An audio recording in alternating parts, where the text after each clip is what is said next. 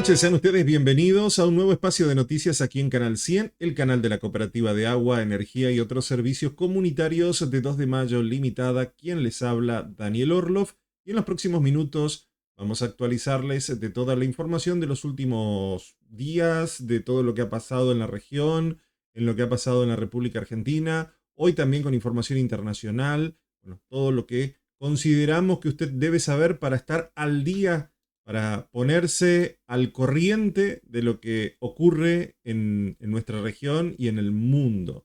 Agradecemos muchísimo a los mensajes que nos llegan a este número que aparece aquí en pantalla, 3755 6518 22. Recuerde que estamos en simultáneo también en nuestro canal de YouTube, donde ustedes pueden, bueno, compartir esta emisión, donde pueden ver nuevamente o más tarde, si por ahí se atrasaron, o pueden ver el programa a las 8 de la noche el sábado y lo pueden ver al otro día, ahí en YouTube, en nuestro canal de la cooperativa, lo pueden ver y pueden compartirlo, adelantarlo, rebobinarlo. Mientras estamos acá en Canal 100, está en simultáneo saliendo en YouTube, con algún retraso de 30 segundos, un minuto, pero básicamente es el mismo programa en simultáneo.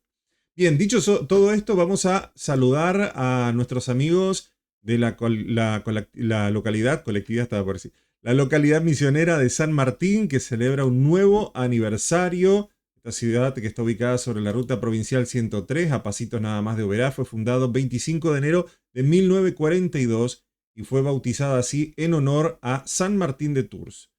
Es una localidad que, bueno, lógicamente ya lleva muchos años y que es un lugar histórico.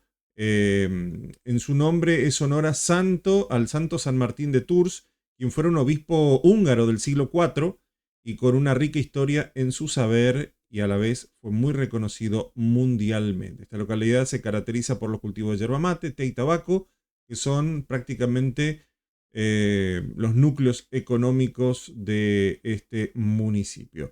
Son muchos los municipios. Yo he recorrido varios, no he llegado a San Martín, nunca entré a la comunidad. Uno de los pocos lugares que me falta recorrer en la provincia de Misiones, así que le mando un cariño muy grande. Conozco gente de ahí, ¿sí? A la familia González y demás, pero no he ido hasta ese lugar, tengo que ir. Conocer los 78 municipios de de la provincia de Misiones y conocer la República Argentina es algo que, si está dentro de nuestras posibilidades, tenemos que hacerlo. Misiones es hermoso, es maravilloso. Así que bueno, muchísimas gracias a la gente que nos recuerda a veces estos cumpleaños y estos aniversarios de las localidades que componen nuestra querida provincia de Misiones. Bueno, vamos a continuar. Hubo muchos siniestros. En estos días también sonó bastante la sirena de los bomberos, pero por suerte nada grave. En este caso en San Vicente, bueno, San Vicente siempre tiene alguna situación. Ciclista hospitalizado por accidentarse con una camioneta. Fue el jueves a las 21:10. Se produjo este accidente en la intersección de la avenida Libertador y rotonda de la avenida Constitución de San Vicente. En el siniestro estuvieron involucradas una Ford Ranger conducida por Daniel de 31 y una bicicleta manejada por un hombre cuya identidad todavía no se sabe. De hecho, no actualizaron la información. Lo que sí sabemos que bomberos voluntarios trasladaron al ciclista hasta el hospital. Sabemos que está fuera de peligro, pero no mucho más. Esa es la información que disponemos incluso hasta este momento. Estamos grabando este programa.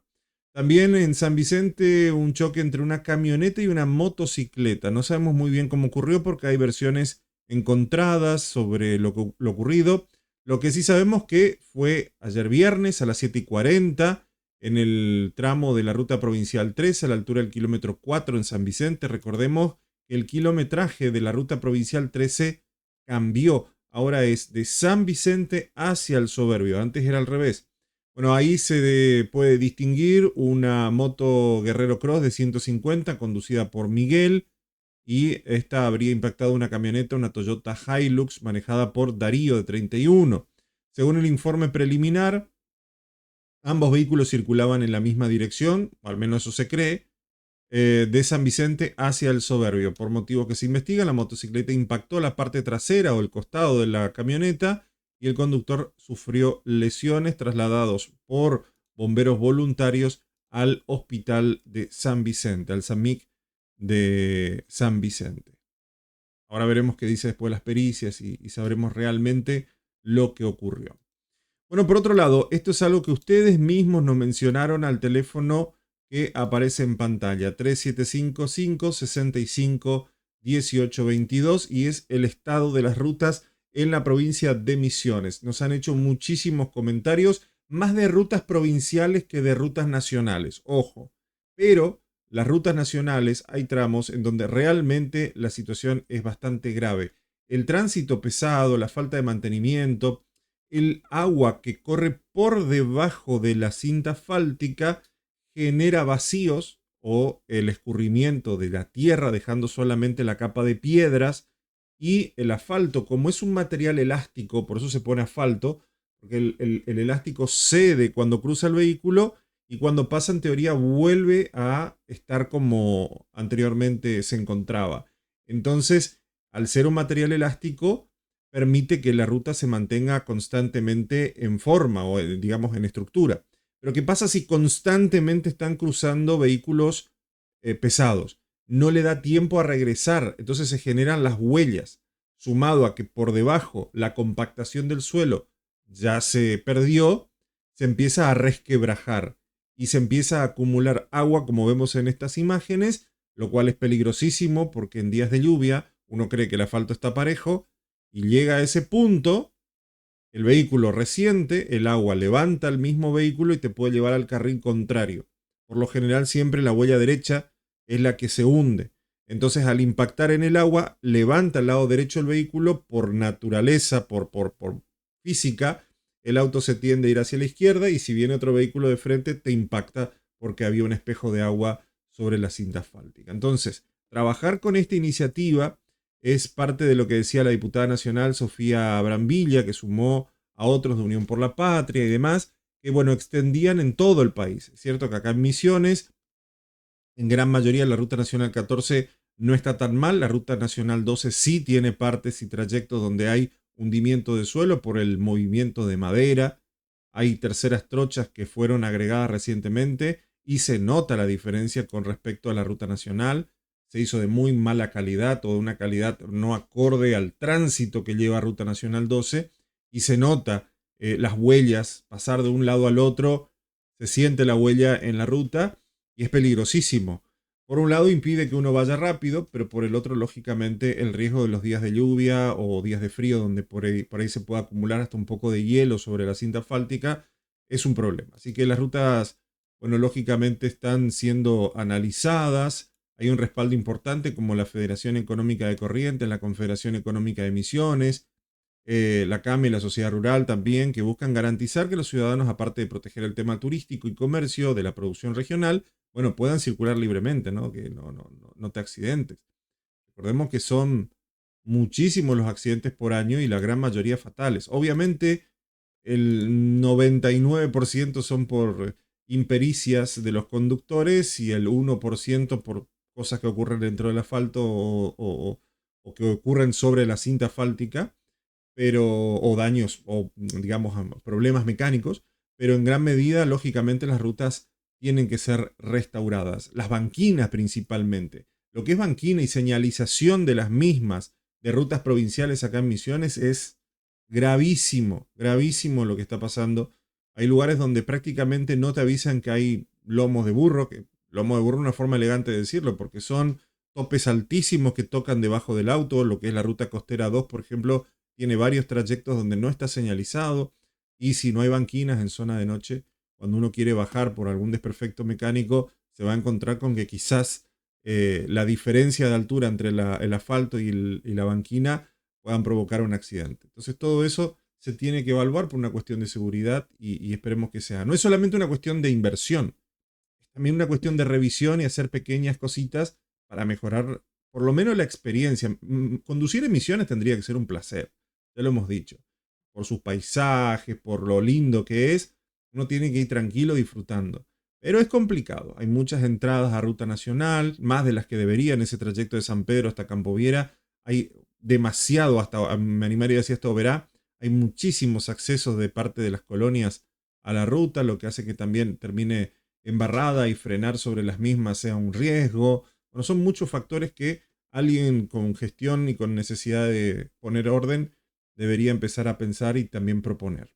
Por otro lado, botulismo. ¿Se acuerdan que hace ya unas cuantas semanas venimos hablando del caso de esta niña y esta joven de 20 años que habían consumido en conserva en fin de año? Al poco tiempo terminaron internadas por esta bacteria que se introdujo a su cuerpo. Y bueno, poco a poco los profesionales esperan que las pacientes puedan volver a realizar sus propios medios, cuestiones básicas como caminar, ir al baño, alimentarse o vestirse, porque hasta donde sabemos estaban bastante mal, o sea, estaban sedadas, estaban internadas con pronósticos reservados y todavía ni siquiera pudimos evaluar o no se puede evaluar las consecuencias. La joven formoseña de 20 años que está internada con botulismo en el SAMIC del Dorado desde el 2 de enero pasado en la clínica médica, después de casi 20 días de permanecer con respirador en terapia intensiva, recién el martes pudieron sacarle el respirador. El martes también la niña salteña de 4 años internada en el Hospital de Pediatría de Posadas pasó de terapia intensiva a terapia intermedia. Y bueno, eso por lo menos lo que sabemos de parte de la Oficina de Salud Pública a través del médico Javier Ramírez, que lleva adelante dicha clínica y hablaba sobre que, bueno, posiblemente bajen a un estado de menos complejidad debido a que va evolucionando favorablemente. La paciente de 31 años, proveniente de La Plata, que estaba internada también allí en el SAMIC de Iguazú, permanece en terapia intensiva, pero está en plan de bajarlo a una terapia intermedia. Todavía es pronto para hablar de las consecuencias, de hecho es muy grave. Recordemos que una de las mujeres de 54 años proveniente de San Luis falleció el año pasado después de 16 días de internación por un caso similar, en donde todos estuvimos hablando de esto. Pero claro, hay que ver cómo continúa. Hay 2 brotes en 2024 que fueron registrados y en todo el país hay varios más que se han detectado justamente por tener esta característica de consumir productos que quizás no tienen todas las, digamos, todos los cuidados para poder realizar dicha consumición. Y es el arbovirus, no, el arbovirosis, que es como una especie de producto o sea, que es como una bacteria que te produce alta fiebre y algunos otros inconvenientes en el sistema digestivo y cerebral. Hay 14 casos detectados en estos últimos tiempos, según lo que comentaban. A nivel país, la situación del dengue, por ejemplo, ya que estamos hablando, es bastante más controlada que años anteriores. Hay 23 casos de dengue en todo el país. Hay 1.791 casos sospechosos y confirman 238 casos, 333 de ellos en Formosa, 4 en Chaco y 1 en Misiones. Este último fue confirmado en la localidad de Leandro en Alem. Ya que estamos hablando de salud, le metemos también dengue para que la noticia no sea tan corta. Pero bueno, en principio pasaron a un estado intermedio y veremos cómo progresan estas dos mujeres, una niña y esta joven de 20 años, que bueno, están desde principios de enero internadas en terapia intensiva, ahora en terapia intermedia. Fortísimo, realmente. Tragedia en el Paraná. Encuentran sin vida a Mateo Fernández. Este niño de 7 años que hace un par de días cayó en el río Paraná. Nosotros tendemos a menospreciar el poder de los ríos, tanto del río Uruguay como el río Paraná, los arroyos. Fue tremendo porque el cuerpo fue encontrado en la zona del Sausal de Echeverría, en la provincia de Corrientes. 48 horas de angustia. La tragedia ocurrió mientras se disfrutaba un día de familia en las orillas del río, cuando se le cayó la caña de pescar y él entró a buscarla, a la caña de pescar, porque se le había ido y se cayó y desapareció de la superficie. Así, en un segundo.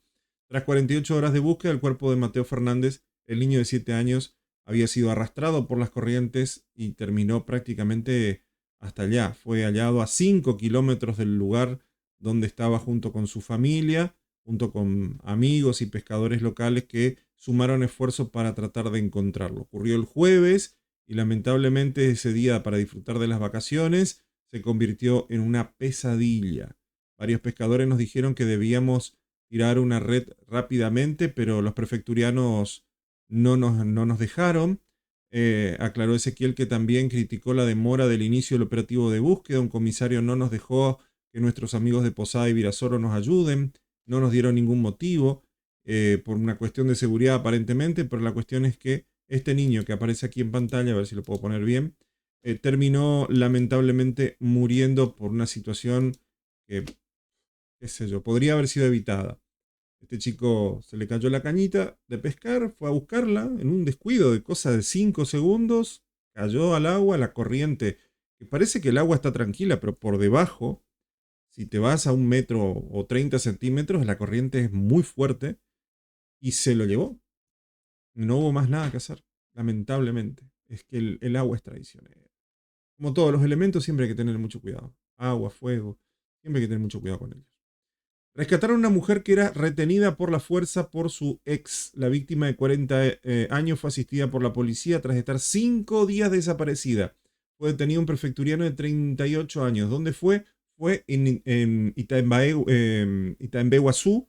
Esto ocurrió después de que la familia había hecho la denuncia en este barrio de Itaimbeguazú, en la capital de la provincia de Misiones, en la ciudad de Posadas.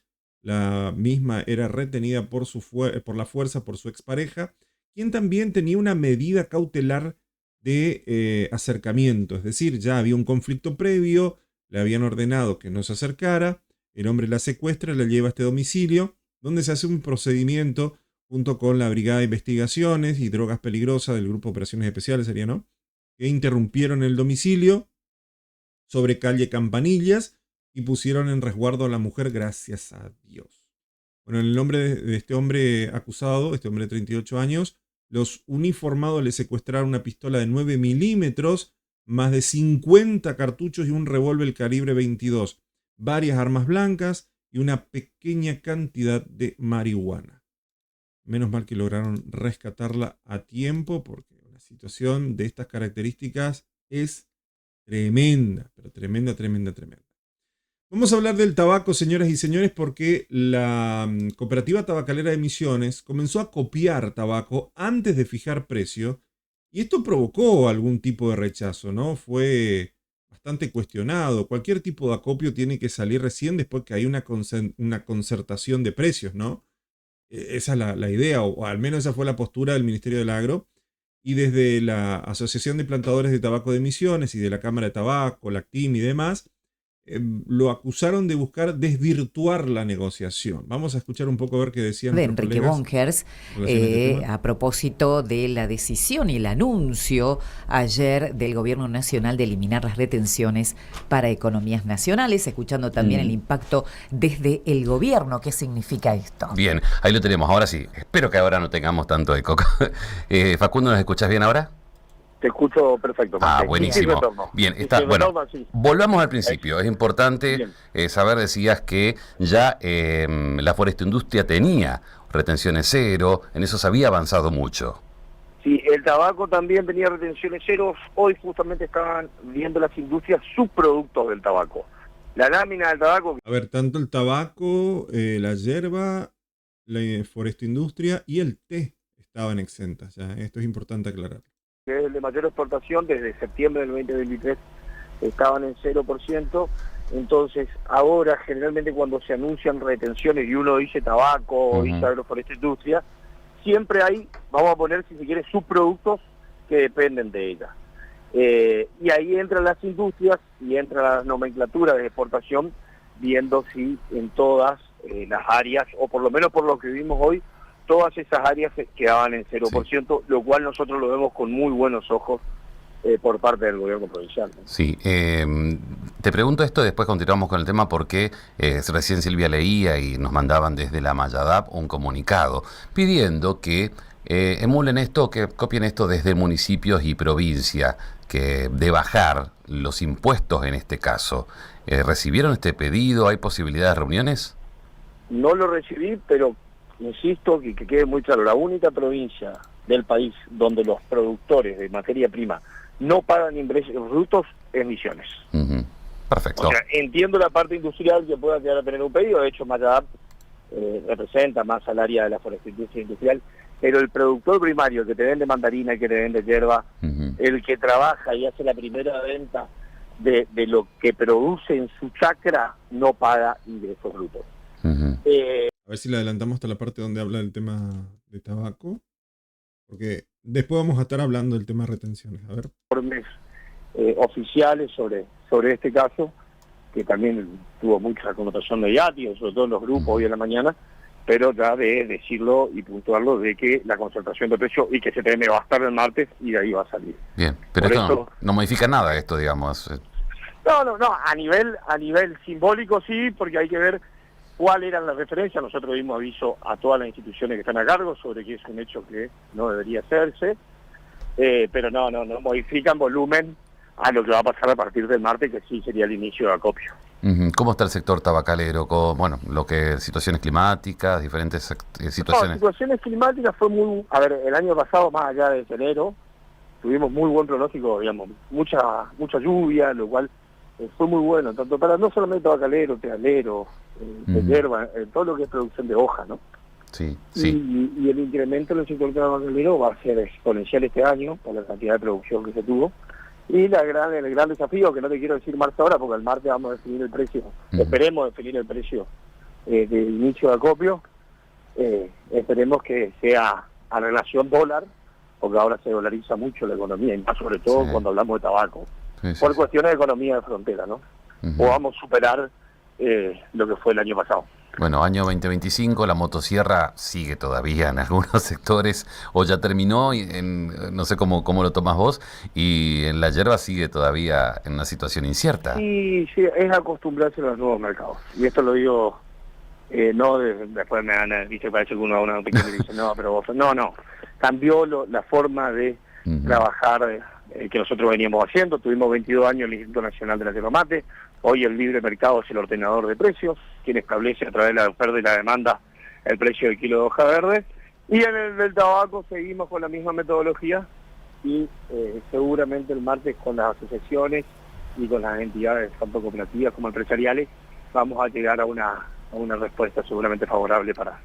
No, dijo mucho para no decir prácticamente nada, pero lo que sí le podemos decir es que el viernes también habrán otras, o sea, este viernes pasado se habría fijado el precio del tabaco por parte de la cooperativa, pero bueno, el acopio de tabaco de sus socios no fueron números significativos, creo que 60.000 o 70.000 kilos, no mucho más que eso.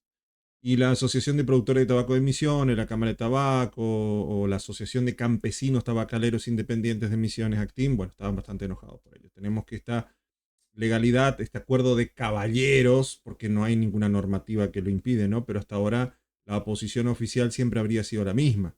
Y hemos dado informes oficiales sobre este caso que tuvo mucha repercusión, por eso es que es importante decir que la concertación de precios se tiene que realizar el próximo martes, decía el ministro del Agro, Facundo López Sartori. Y 2.900 pesos el kilo del tabaco de primera, 100 pesos más que lo que fue fijado en marzo del 2024, en la campaña pasada sería. Y su valor estaría entre 2.200 y 2.400 los de segunda. Eso es básicamente el valor del tabaco en este momento, según lo que ellos habían fijado. Claro, el martes se define de manera activa, ¿no? Pero bueno, ellos lo que estuvieron pagando ahí.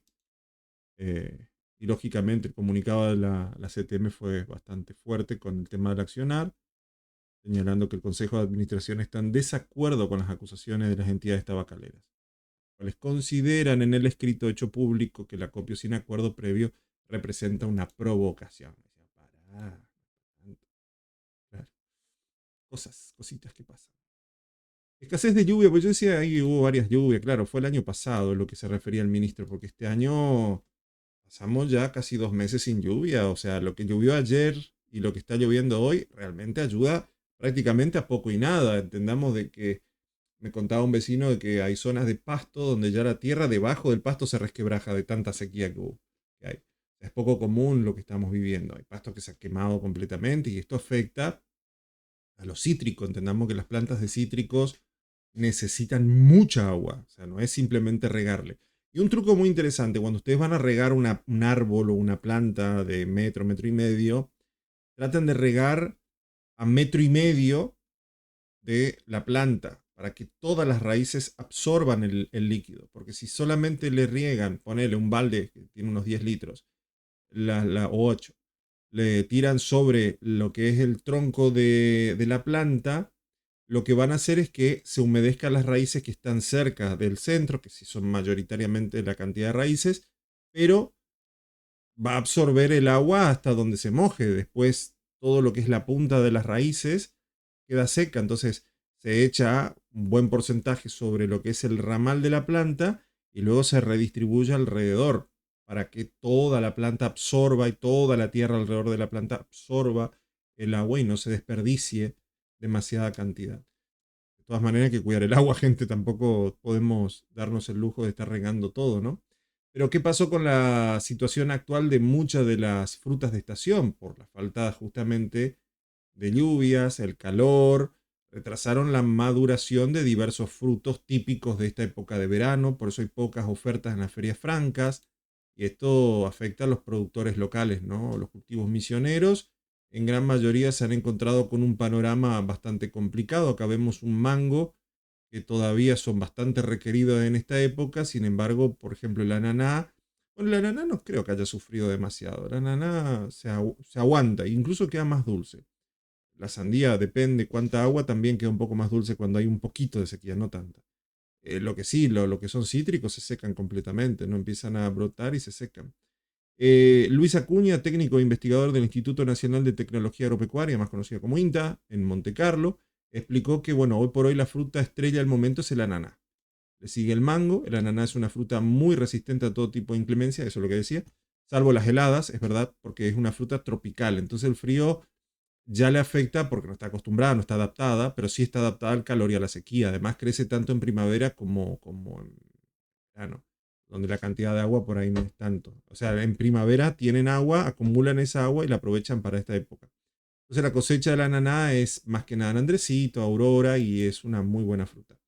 Pero bueno, lógicamente el mango se desarrolla durante toda la primavera y llega a esta época como para madurar. Hay variaciones o variedades, digo, que no llegan a la madurez. Entonces tienen poco azúcar, poco. En el caso de la mandarina Kitsu, no, Okitsu sería. Y la sequía también retrasa unos 15 días. Si empieza a llover ahora, normalmente para fines de enero, principio de febrero va a madurar y podemos tener una buena calidad. Esperemos que sí. ¿Es Kitsu o Kitsu? Bueno.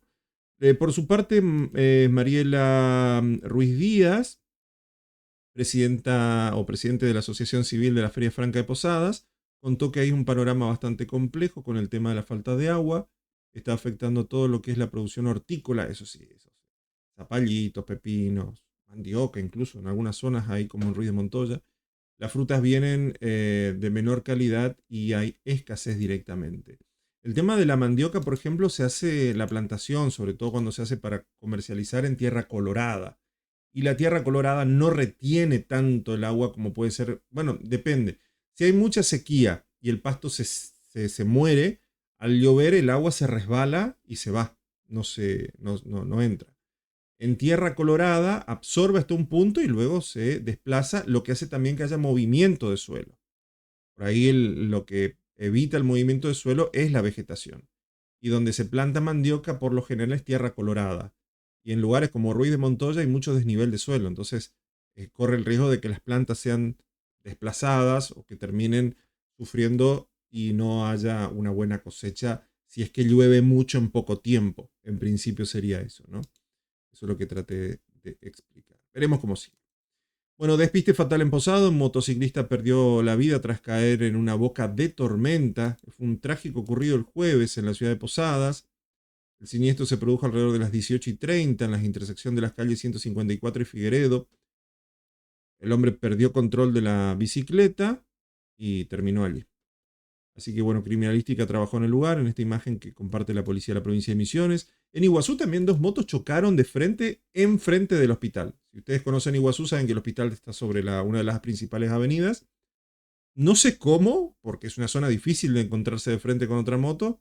Chocaron dos motos y nada, salieron y lo llevaron para adentro para poder atenderlo a los motociclistas. Jóvenes, por cierto. Claro, chocar de frente, enfrente del hospital.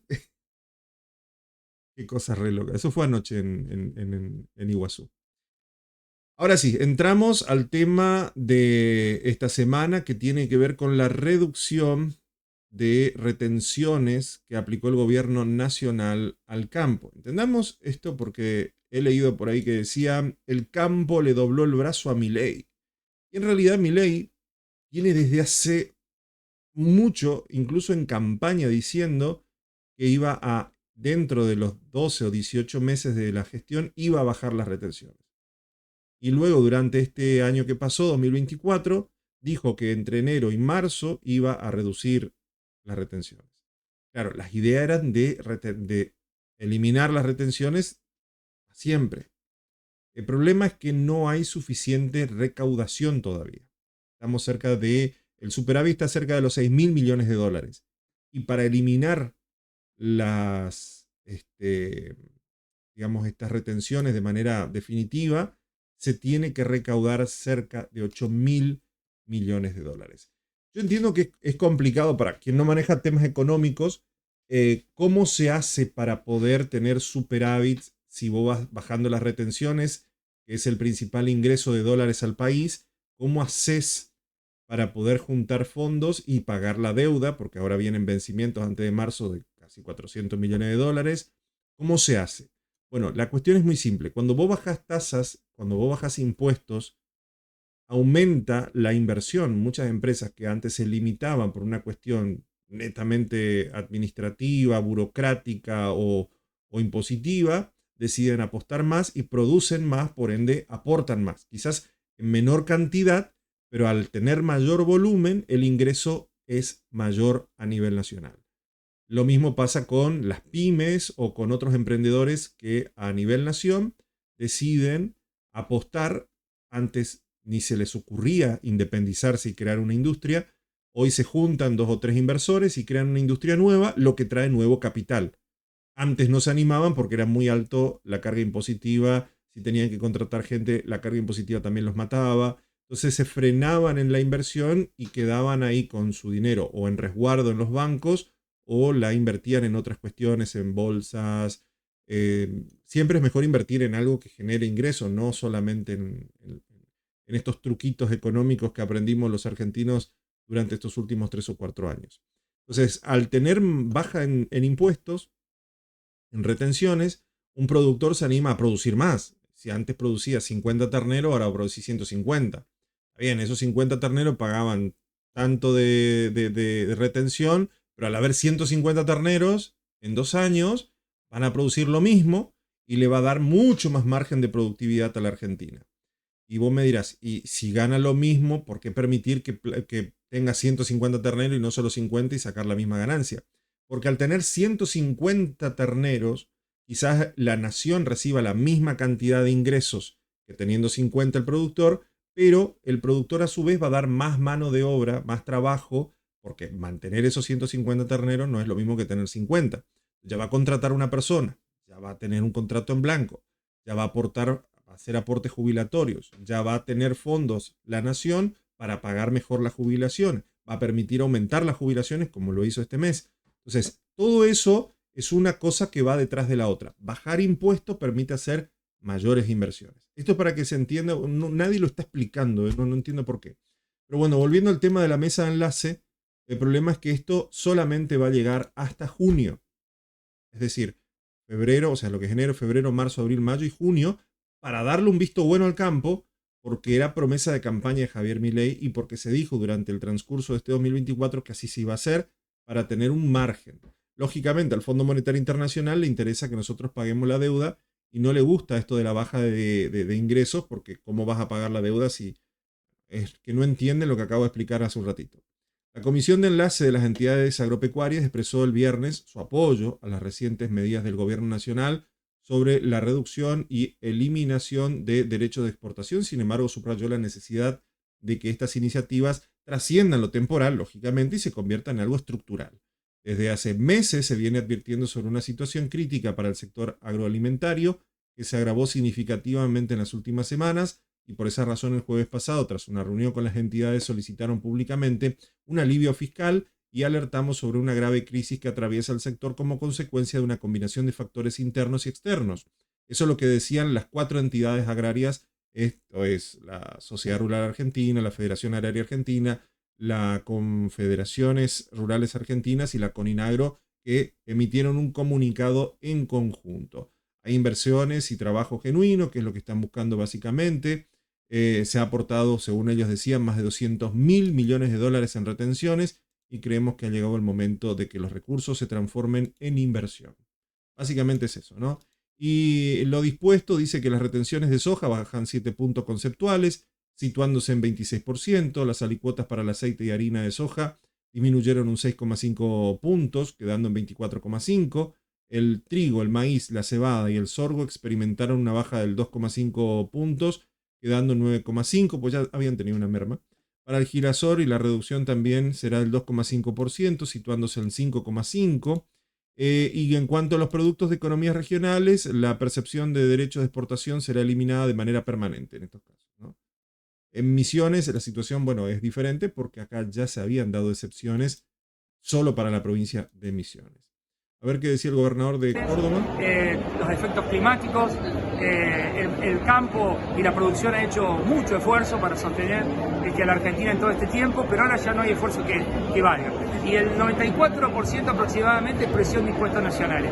O sea que esta baja de las retenciones es un alivio, pero el campo necesita rápidamente tener un esquema similar al que tienen otras producciones, como por ejemplo la tiene el gas, la tiene el petróleo, que no solo tienen exhibiciones, sino que tienen una multiplicidad de beneficios. El campo necesita ser un motor que crezca, como pasó, fíjate el crecimiento de otros países, ustedes están cerca, como Paraguay, Bolivia, el mismo Brasil. Países que cuando nosotros éramos una potencia de campo, a veces estaban mucho más bajo que nosotros y lo vemos creciendo. ¿Cuál es el problema? Las malditas retenciones. Esas malditas retenciones, que es dinero que le sacan a los productores y que le impide a esos productores volver a sembrar y volver a invertir su ganancia. Entonces, es hora. Bueno, está bien, esto lo dice ahora, pero hace un par de años atrás no lo decía. Por eso, en vez de decir el gobernador, ¿cómo se llama? Martín Yallora, dicen Yallora. Bueno, la cuestión es que el campo necesita rápidamente tener un esquema similar como otras producciones, como pasa en Paraguay, Bolivia, Brasil, Estados Unidos y demás, y que lógicamente nos permita seguir creciendo. Esto es lo que decía el gobernador de Córdoba. Misiones, la eliminación de las retenciones es bien recibida por la Apicofom, pero afirman que no es suficiente para frenar los altos costos de producción. 2,5. Estas medidas que salieron ayer nos benefician a la foresta industria y al tabaco. Realmente son medidas muy importantes. Estábamos los beneficios ya los tenían, esperando estas eliminaciones de retenciones para todas las economías regionales, lo que venimos siempre pidiendo. En tanto el mercado como la provincia y las cámaras, ¿no es cierto? Ahora lo que necesitamos es un fortalecimiento de las exportaciones con nuevas medidas que tendrían que ser créditos acordes a quienes producen, ¿no? Acá en adelante necesitamos estos estímulos que tienen muy poco impacto fiscal y a nosotros realmente nos potencia, ¿no? Sí, ¿cuál sería la mayor diferencia ahora para aquellos que serán que les van a quitar las retenciones ahora? ¿Cuál es el beneficio que le genera a esos sectores que se... Estaba por decir, pero un niño de secundaria le está entrevistando, sí. Me pareciera que es una niña de secundaria, sí. Sería la foresta industria. Capaz que no, capaz una periodista mayor de edad, pero da la impresión al menos. El tabaco que usted mencionó. Sí, la foresta industria, el tabaco, la yerba, el té y también la resina, nos vemos muy perjudicados por el atraso cambiario. Yo creo que tenemos que trabajar en medidas para paliar. No va a haber ajustes en ese sentido, no van a ajustarlo, así que no va a haber más atraso cambiario. Esta situación, creemos que esto va a seguir atrasado y necesitamos darle herramientas a la producción para poder seguir trabajando y no perder mercado, que es algo tan importante y que nos costó mucho ganarlo, ¿no? Nosotros nos hemos vuelto muy caros para producir, entonces necesitamos pequeñas medidas para poder seguir trabajando. Siempre bienvenido estas medidas, pero siempre estamos pidiendo el acompañamiento de los gobiernos provinciales y municipales. Tenemos una presión... Bueno, ahí dijo algo muy importante, gobiernos provinciales y gobiernos municipales, porque Mientras a nivel nación bajan un montón de impuestos, las municipalidades, por alguna idea que no sabemos cuál es, se acordaron que estaban desfasados en tiempo y en este 2024-2025 han decidido aumentar hasta en un 1000% muchas tasas. Y eso hace que ese esfuerzo que hace Nación en Misiones se sienta muy poco, tanto en los impuestos que hay en la provincia de Misiones como en los municipios. Entonces ese equilibrio, o sea, los costos están acá, ¿no? O acá en esta. Están acá los costos. La Nación baja, la provincia lo sube y para el consumidor o para el productor misionero las cosas no han cambiado, incluso han empeorado un poquitito. Ese es el tema. Por eso lo que él menciona ahí tiene mucho fundamento. Municipal muy importante. Vemos que los intendentes no nos están acompañando a la producción, acompañando con medidas. Creemos que... A ver, no es solamente también una cuestión impositiva, también es una cuestión de mantenimiento de caminos, de promoción. Hay una serie de factores que pareciera que los intendentes no están acompañando. Incluso quienes se jactan de tener experiencia en el manejo de suelo no han tenido la capacidad de mejorar los accesos, los ramales terrados, para que el área productiva pueda ingresar insumo y sacar producción. Creo que es un poco lo que se refiere también. Que tienen que hacer los ajustes y aliviar esta presión que están haciendo sobre la industria y el comercio, ¿no? Es decir que a pesar de esta eliminación de retenciones, igual se tendría que seguir trabajando en el atraso cambiario que estamos percibiendo, ¿no? Bueno, tenemos que seguir trabajando en medidas que nos ayuden a ser competitivos. Nosotros, te vuelvo a decir, estamos muy caros para producir y necesitamos estas medidas y que estas medidas vengan de los gobiernos nacionales, provinciales y municipales. Me parece que está muy claro. Claro, lo que pasa es que si vos no tenés ganancias, es difícil invertir para reducir costos. Es decir, veíamos recién una máquina ahí que movía troncos y la llevaba a otro lugar. Ok, eso es un movimiento de una máquina que consume combustible, que sale caro. En cambio, en otros países, ese movimiento, por poner un ejemplo, por ahí no es así la imagen, yo solamente lo pongo de referencia, ya lo hace otro tipo de maquinaria que consume mucho menos recursos, por ende la empresa gasta menos, es más eficiente y nosotros acá con falta de inversión, porque no hemos tenido la posibilidad de acceder a dólares para la adquisición de maquinaria del exterior o había limitantes, retenciones de importaciones, tuvimos que adaptarnos con lo que teníamos. Entonces, todo lo que nosotros producimos por esos pequeños detalles encarecen la producción, porque mover máquinas, gente, no es lo mismo que tener cinta transportadora que sale mucho más barata y que te permite agilizar mucho más tu aserradero, por ejemplo, que es lo que veíamos. Entonces, no somos competitivos. Y si a eso todavía le sumamos la tremenda carga impositiva que puede llegar a tener un municipio o una provincia, por más que Nación baje los impuestos a cero, no seguiremos siendo competitivos. Recién este año se han permitido el ingreso de tecnologías de afuera que antes estaban cerradas porque querían beneficiar la industria nacional y hay muchas cosas que la industria nacional no produce. Entonces dependíamos de que ingrese clandestinamente o producirlas acá en la provincia de Misiones con las deficiencias que eso trae, ¿no? Y con los costos que eso trae. Entonces estamos muy atrasados, muy atrasados. Vos mirás Brasil, vos mirás Paraguay, están 30, 50 o hasta 70 años adelantados a la provincia de Misiones. Entonces, no es solamente una cuestión económica, es una cuestión de política exterior, que es un poco lo que se plantea. A ver, ¿qué más tenemos para comentarles? Bueno, la eliminación de las retenciones, impulsan las exportaciones y liberará el mercado local para los pequeños productores, según el economista Schwartz. A ver si lo puedo compartir en pantalla, ahí lo tenemos. El economista Gerardo Alonso Schwartz profundizó el análisis en la eliminación de las retenciones de economías regional. A ver qué decía en FM Show. Que el productor especule dejando en silobolsa, dejando almacenado el grano. Ojo, una buena, ahora me va a confirmar Gerardo Alonso Schwartz, economista, amigo, que se tomó un descanso de las vacaciones para atendernos, porque me dicen que la soja subió en la bolsa de Chicago de $200 a $400, lo cual equivale a viento de cola. Qué buen dato. Porque siempre le pasa al peronismo, viste que a Macri le bajó abruptamente la soja. Bueno, ahora Milei quizás los planetas alineados le vienen bien. ¿Cómo estás, Gerardo? Buen día. A ver, un ratito. En la gestión de Néstor Kirchner, la soja llegó a valer $600 porque había ocurrido una sequía enorme en Estados Unidos que no podían cumplir y Estados Unidos empezó a comprar mucha soja y Argentina ese año había producido muchísima soja y logramos cumplir. Ese año creo que fue el segundo año de la primera gestión, de la gestión de Néstor Kirchner, ingresó muchísima guita a la Argentina. Nunca más se vio algo así, ¿eh? O sea, en 20, 30 años yo nunca vi que la soja llegara a esos niveles.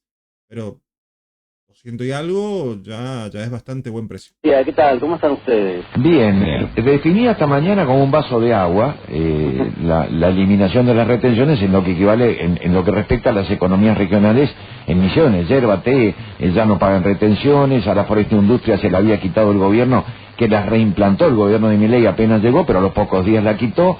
No sé qué retenciones paga el tabaco. Dame tu impresión de esto.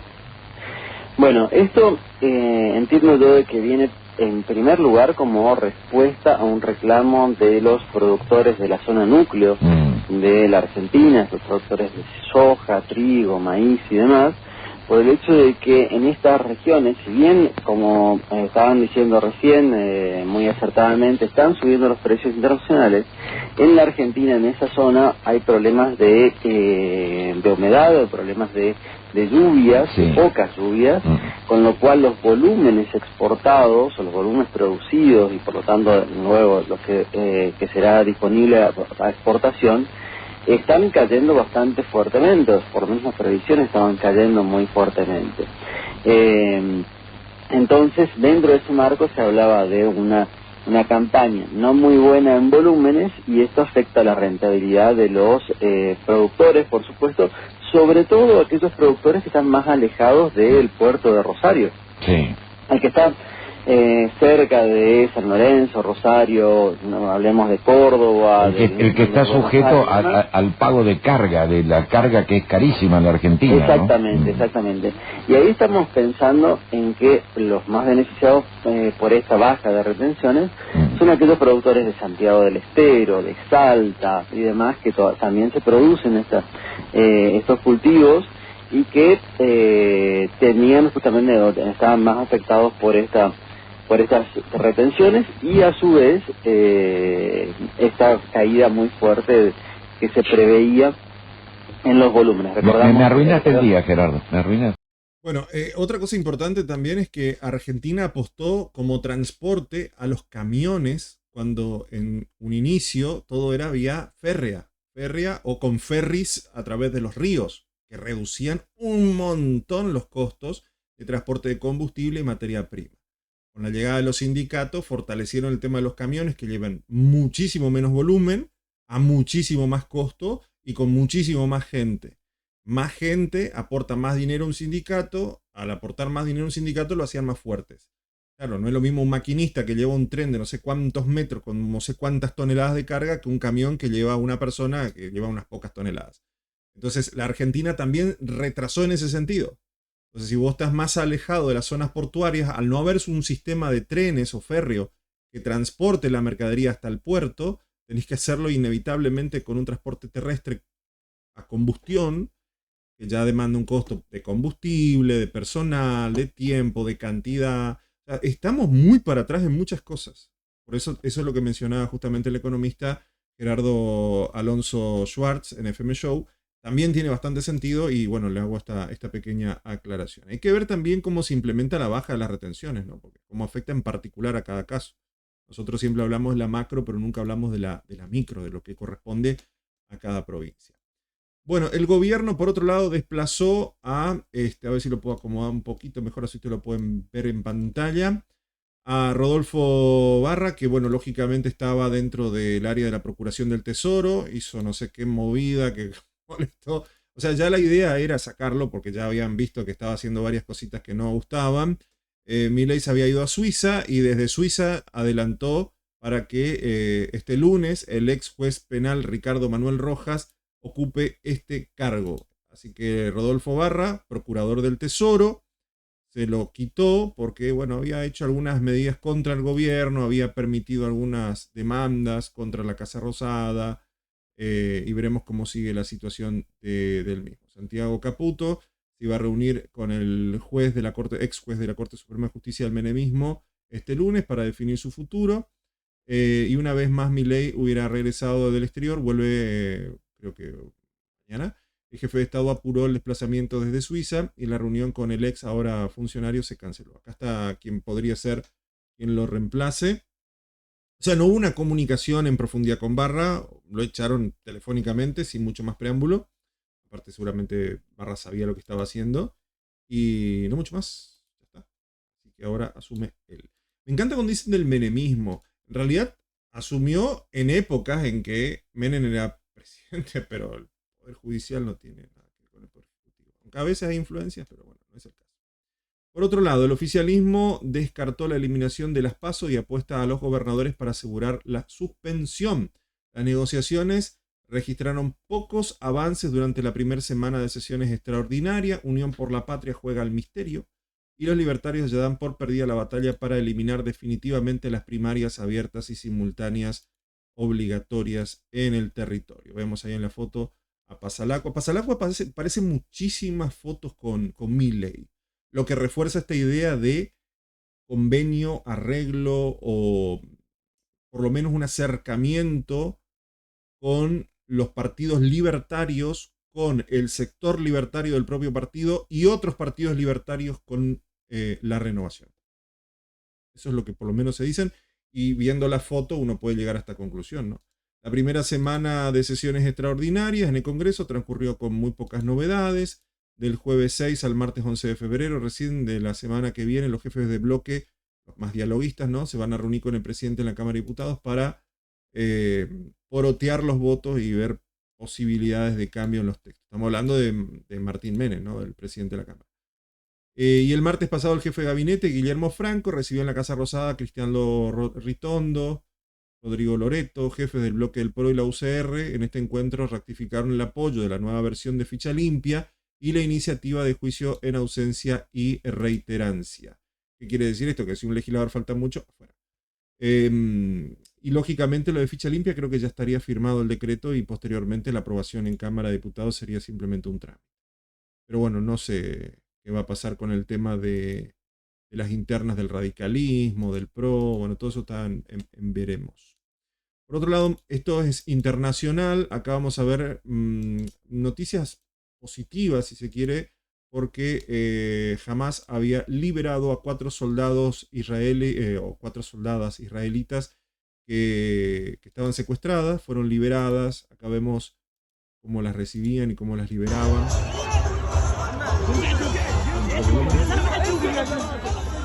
Claro, esto es una novedad esto, ¿no? El ejército de Israel y el grupo terrorista palestino Hamas realizaron el sábado, día de hoy, el segundo canje de acuerdos del alto al fuego. Se había hecho el alto al fuego en la franja de Gaza, y la puesta en marcha de esta mañana de un proceso de liberación de 4 rehenes israelíes. Se trata de Sonliri Albak, Karina Ariev, Daniela Gilboa y Naama Levi, que son jóvenes entre 19 y 20 años, capturadas el pasado 7 de octubre del 2023 en la base militar de Nasa al-Fos. Lógicamente esto es un acto de buena fe de ambas partes para garantizar el alto al fuego. Una zona que, como ustedes sabrán, está en un conflicto muy alto, está en un conflicto bastante alto. No sé si se me escuchaba bien porque por ahí todavía seguía muy alto el volumen de fondo. Pero estas son las primeras imágenes de la liberación. Por acá creo que tengo otras imágenes de las 4 jóvenes. Dice que las trataron bien en principio, ¿no? Hubo varias declaraciones de prensa donde no se sintieron agraviadas, ni fueron abusadas, ni nada por el estilo. Y acá también el regreso de las rehenes al territorio israelí. A ver si puedo bajar un poco el volumen porque es muy fuerte. Aparte solo sonido ambiente, no tiene mucho sentido. Y esto fue a cambio de 90 prisioneros palestinos que fueron puestos también en libertad. O sea, hubo un intercambio de... Es como un acto de buena fe, ¿no? Para que el alto al fuego se dé. A las mismas se las veían sonrientes, a ver si las puedo adelantar un poco. Acá están las mismas. Les explicaban cómo venía la mano. Contentas. Esto que parece algo muy simple lo que estoy mostrando, puede evitar conflictos mayores, gente. Es muy fuerte lo que estamos viviendo. Esto que parece una cosa que decir, liberaron 4. No, es muy importante. Muy importante para la seguridad del planeta, porque estas cosas se pueden escalar a tal punto de que quizá tengamos una tercera guerra mundial. Y Donald Trump, por otro lado, ya le puso fecha límite al conflicto con Ucrania-Rusia. Ojo, ahora les voy a contar un poquito de qué se trata. Vamos a pasar a otra información. Argentina aplastó a Brasil por 6-0 en la Sudamericana Sub-20. El equipo de Placente goleó sin piedad al clásico rival con los tantos de Claudio Echeverri de 2, Ian Sobriabré, Agustín Roberto, Igor Cerrote en contra y Santiago Hidalgo. Y no lo vi ese gol en contra. En un partido que, bueno, de acuerdo a la selección Sub-20, le propinó una paliza sin precedentes a Brasil. Es impresionante. Por acá tenía un video donde los brasileros lloraban. Dice que fue la peor derrota entre Brasil y Argentina. Yo tengo los goles, a ver si después no me eliminan el video por subir esta. Por eso lo pongo al final. Entonces, última lo recorto y ya estamos. Ya. A ver. ¿No serían algunos de los goles? Golazo. No lo voy a poner con volumen por las dudas. Lo voy adelantando. Lo que veía al final eran los brasileros llorando. Quiero ver el gol en contra. ¿Dónde está el gol en contra?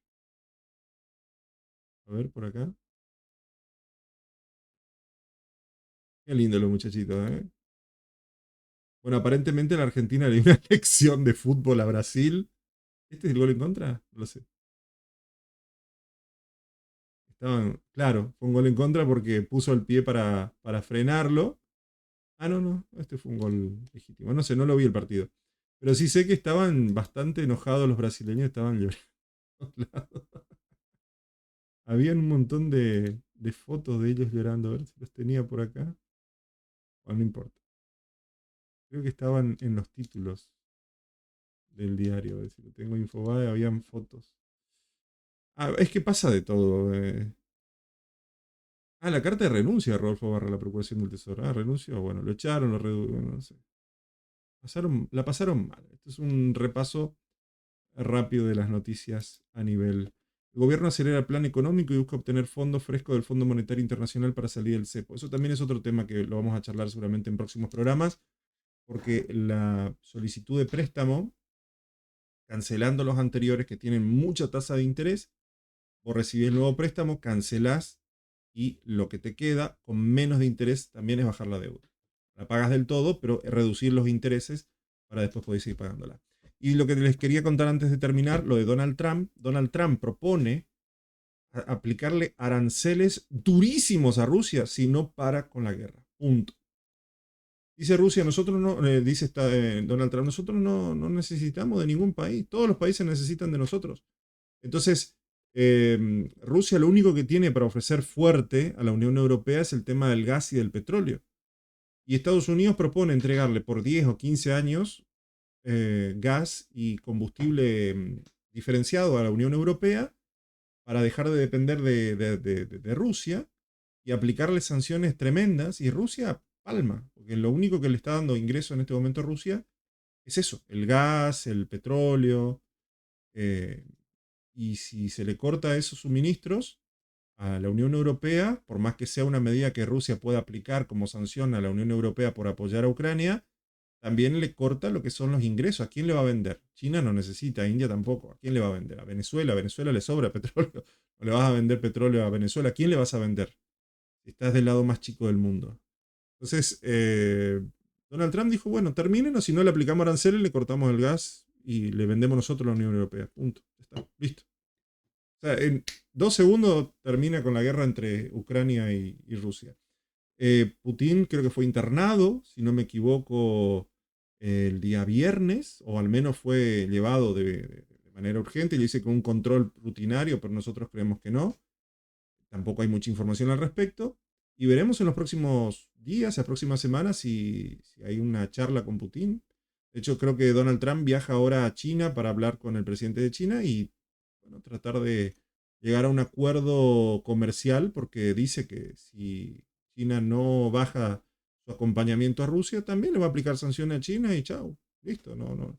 Nosotros no necesitamos de ningún país, dijo Donald Trump. Todos los países necesitan de nosotros. Chao, listo. Fortísimo. Ni entramos, porque no nos alcanzó el tiempo, de hablar el despliegue de soldados de infantería ya en frontera con México. Eso es algo nunca antes visto, ¿eh? Nunca. Se han aplicado cosas. Estaban los Rangers ahí en la frontera entre México y Estados Unidos, pero el desplazar soldados, personas entrenadas, la infantería de montañas y otros soldados entrenados a las zonas de frontera, nunca se había visto. Vino recargadísimo Donald Trump en esta gestión 2025. Esto es todo, señoras y señores. Muchas gracias por estar con nosotros. Recuerden que estamos los martes a partir de las 13 y los sábados a partir de las 20 aquí en Canal 100. Sigan en compañía de nuestra transmisión y recuerden que estamos en nuestro canal de YouTube por si se pierden algún programa o por si quieren volver a verlo, compartirlo, o si están lejos de la televisión por IP, tienen ahí una alternativa para vernos todos los martes y sábados. Excelente final de jornada, buen comienzo de semana y será hasta el martes. Chau, chau.